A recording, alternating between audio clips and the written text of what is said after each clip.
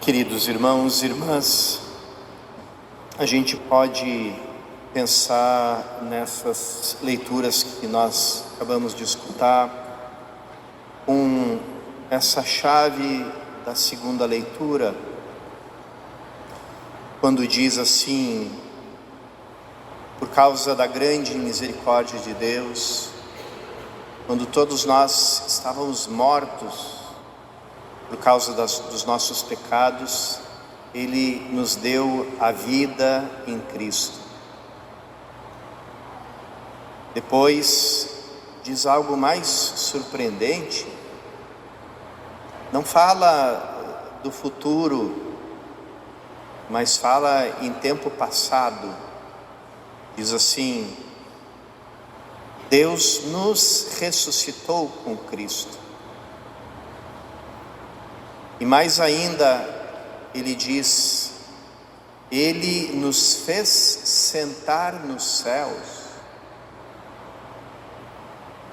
em virtude da nossa união com Jesus Cristo. Então, São Paulo sempre age assim. Ele, em primeiro lugar, ele nos manifesta, nos anuncia, nos convida a nós termos consciência da grande graça, do grande amor que a gente recebeu de Deus, a ponto de nos dar o seu Filho. Como que toda a Escritura, todo o anúncio do Evangelho, ele se resume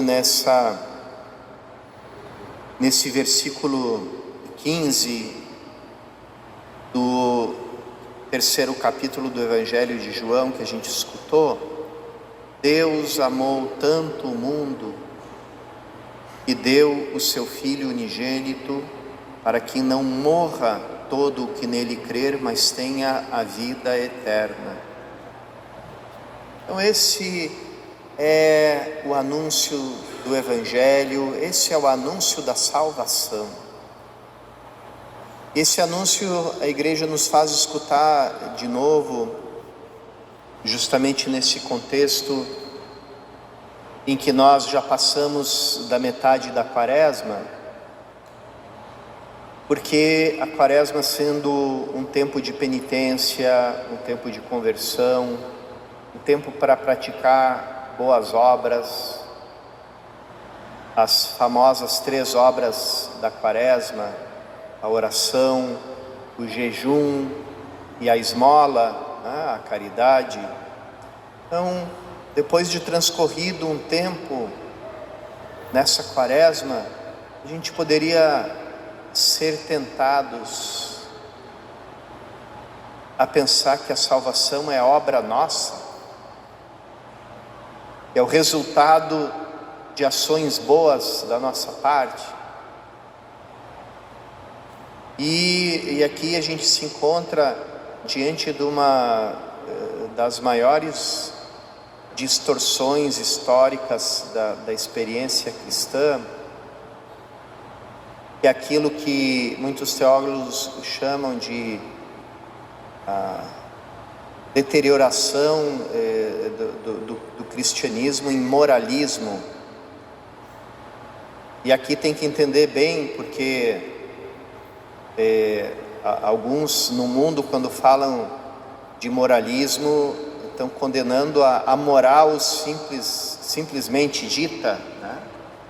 E as normas e regras e princípios morais. Você é moralista.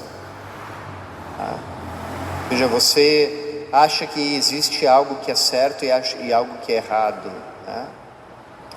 É interessante porque ao longo do tempo a gente percebeu isso também. Existia toda uma corrente em anos passados, e aqueles que têm um pouquinho mais de cor branca no cabelo vão lembrar, né?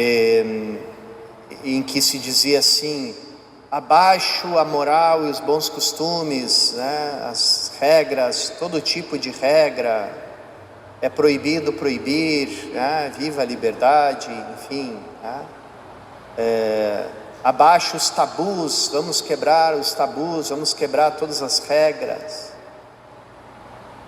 Mas no fundo, e agora isso ficou claro, não se tratava disso, de quebrar regras e tabus e ir contra a moral. No que se tratava, isso era um discurso escondido, que escondia uma outra realidade, né? Porque o que se trata mesmo é arrancar a experiência cristã do coração das pessoas. É disso que se trata no fundo.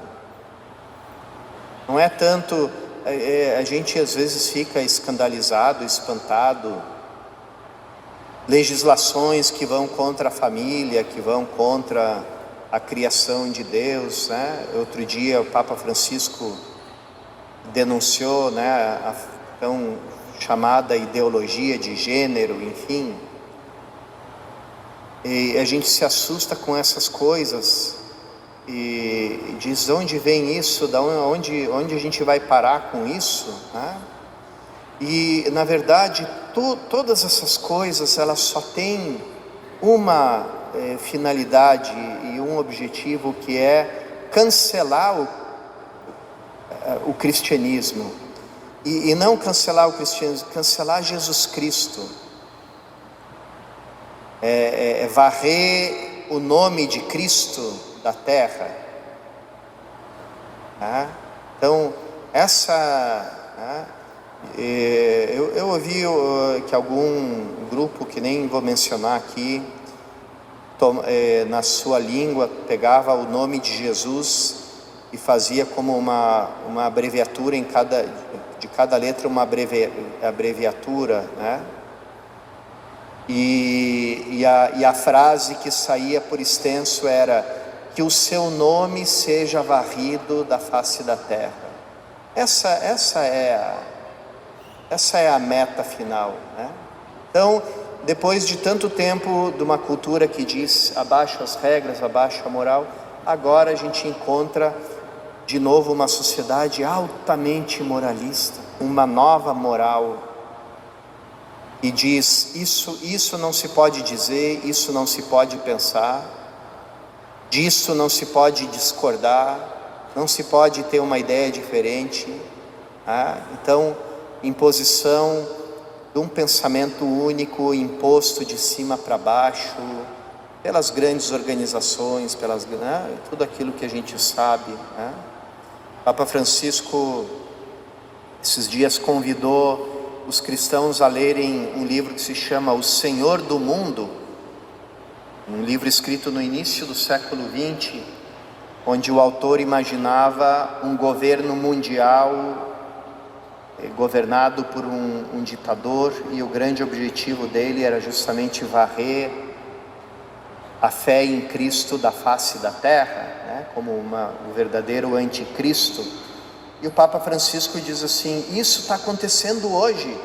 Aquele livro, que era um livro de literatura, era um livro de, né, uma história inventada, tudo está acontecendo, está se cumprindo aquilo tudo que foi escrito nesse livro há mais de um século. Então, não é desse tipo de moralismo que a gente está falando, mas daquela mentalidade que diz: eu me salvo por mim mesmo, a mentalidade de autossalvação. Eu me salvo por mim mesmo, pelas minhas próprias forças, graças à minha boa conduta, que também é uma mentalidade que é fruto da modernidade, porque os filósofos da modernidade, que a gente está falando do iluminismo e do pós-iluminismo, etc.,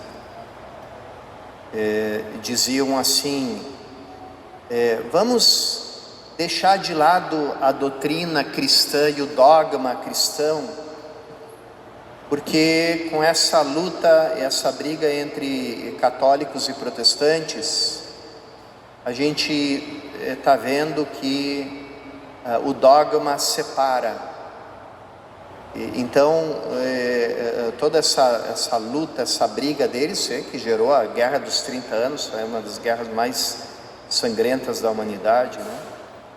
Que o dogma cristão só produz divisão, mas tem uma coisa que une a todos, que é a moral cristã. Então nisso todo mundo está de acordo. Então dali brotou o Cristo filósofo, se esqueceu toda a doutrina de Cristo que morreu na cruz por nós. Então não tirem a cruz de lado, vamos esquecer da cruz e vamos nos focar no Jesus filósofo, no Jesus que diz palavras bonitas, ensinamentos bonitos, que a gente deve seguir. E nisso todo mundo está de acordo, tá? Mas é tão interessante porque esses filósofos esqueceram um princípio que os filósofos da antiguidade e os medievais tinham muito claro, que era aquele agere sequitur esse. E quer dizer isso, padre? Já vem o senhor com latim de novo. O agir é consequência do ser. Se você mata o ser, o agir não sobrevive. Se você mata o ser cristão, que através da fé e do batismo, então você mata o agir cristão também. Então, durante muito tempo se viveu com essa falsa ilusão, e até hoje, vamos dizer que a grande maioria dos católicos repete, é aquilo: o importante não é a religião, é você ser uma pessoa de bem. Importante é ser pessoa, a religião é tudo igual, no fim é o mesmo Deus, tem muitos caminhos. Alguns citam até Jesus, né? Jesus não falou: na casa de meu pai tem muitas moradas? Então, muitas religiões, né? Mas o importante é ser uma pessoa de bem, tá? Então, queridos, o Novo Testamento não é isso que diz. Pelo contrário, né? Que o ser humano não é capaz de se salvar por si mesmo, precisa de um Salvador. E Deus não tem obrigação nenhuma de nos mandar um Salvador, Ele fez isso porque nos ama.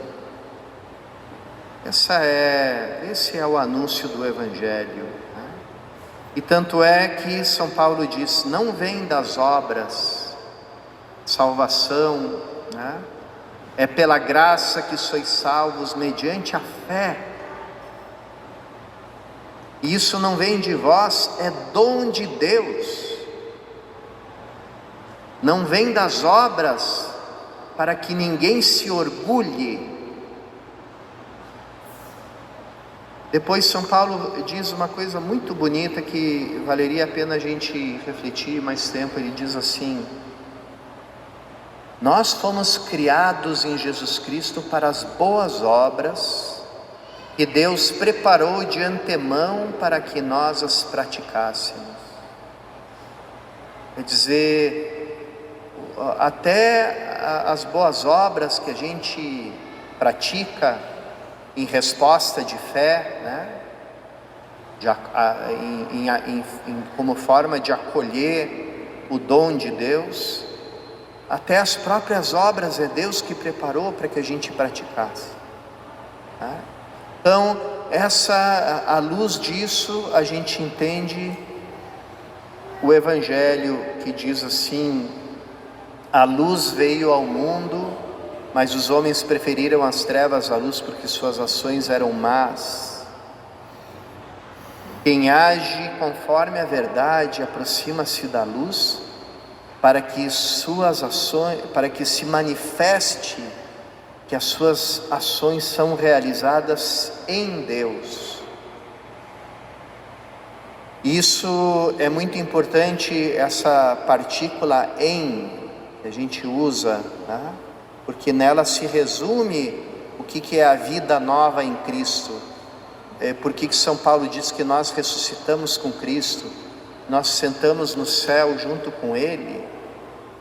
Porque a partir do nosso batismo nós vivemos em Cristo e Cristo vive em nós. Então nós nos tornamos uma coisa só com Ele. E as boas obras que a gente realiza são obras de Deus, justamente porque, como diz Jesus, eu sou a videira, vocês são os ramos, permaneçam em mim para dar fruto. Então, quem permanece como um ramo unido à videira, corre nesse ramo a seiva, que é o Espírito Santo, que nos dá a vida, e que nos faz realizar as obras em Deus. Essa é a vida no Espírito Santo. Vida no Espírito é essa. E isso não é resultado das nossas boas obras. Não é dizer, eu faço boas obras, por isso mereço salvação. Ninguém vai para o céu porque foi um bom cidadão. A gente vai para o céu porque Cristo morreu por nós na cruz. E é isso que a nossa fé cristã apregoa e proclama. E aqui é onde cada um é chamado a fazer essa opção. Ou eu vou para perto dessa luz e coloca em manifesto que toda obra boa, se é realmente boa, é feita em Deus.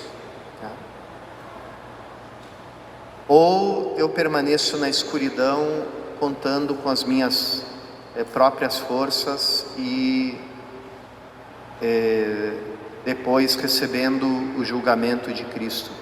Por isso, irmãos e irmãs, que esse domingo é o domingo da alegria, porque ele nos lembra, para nós talvez um pouco cansados desse esforço da quaresma, para quem está levando a sério a quaresma, obviamente, que salvação não vem das nossas obras, vem de um amor que nos amou primeiro, e que nos ama do jeito que a gente é, e que nos acolhe e que nos transforma e nos converte, justamente porque nos manifesta esse amor gratuito da parte de Deus.